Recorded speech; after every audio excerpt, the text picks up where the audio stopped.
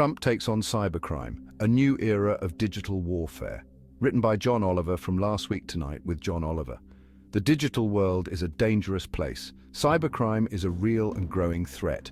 The Trump administration knew this. They made cybersecurity a top priority.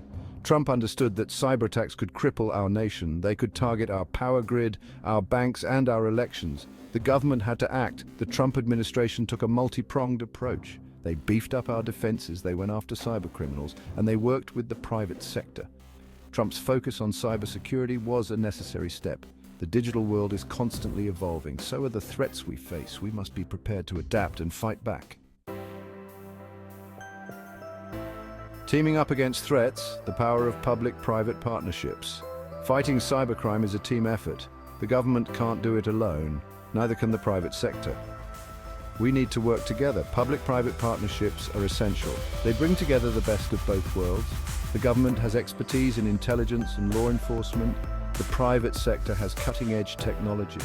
These partnerships allow us to share information and resources. We can identify threats faster, and we can develop better defenses. When the government and private sector work together, we are all safer. We need to continue to strengthen these partnerships. The future of our cybersecurity depends on it. Dollars and cents funding the fight against cybercrime. Cybersecurity doesn't come cheap. We need to invest in the best technology and people. That takes money. The Trump administration increased funding for cybersecurity. They knew it was a priority, and they were willing to put their money where their mouth was. This funding was used to improve our cyber defenses. It also helped to train more cybersecurity experts. We need more people who know how to fight cybercrime. Investing in cybersecurity is a smart move. It helps to protect our economy and our national security. We need to continue to make these investments. Section 4, walking the tightrope, security versus privacy in the digital age. Cybersecurity is important, but so is privacy. We need to find a balance between the two. It's a delicate dance. The government needs tools to fight cybercrime, but these tools can't come at the expense of our privacy. We need to be careful. Encryption is a good example. It helps to protect our data, but it can also make it harder for law enforcement to catch criminals. We need to have a national conversation about cybersecurity and privacy. What are the trade-offs? What are the risks? We need to find solutions that work for everyone. Section 5, training the cyber guardians, preparing for the threats of tomorrow. The cyber threats we face are constantly evolving. We need to stay one step ahead. That means training the next generation of cybersecurity experts.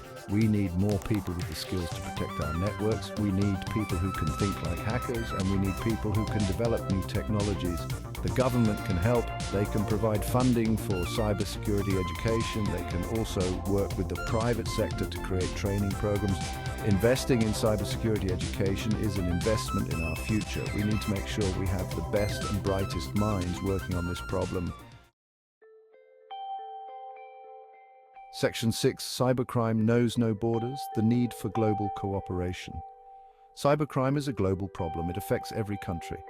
We need to work together to fight it. No one country can do it alone. We need to share information and resources. We need to coordinate our efforts, and we need to hold cybercriminals accountable. International cooperation is essential. We need to work together to create a safer digital world. It's the only way. Cybercrime is a challenge, but it's a challenge we can overcome.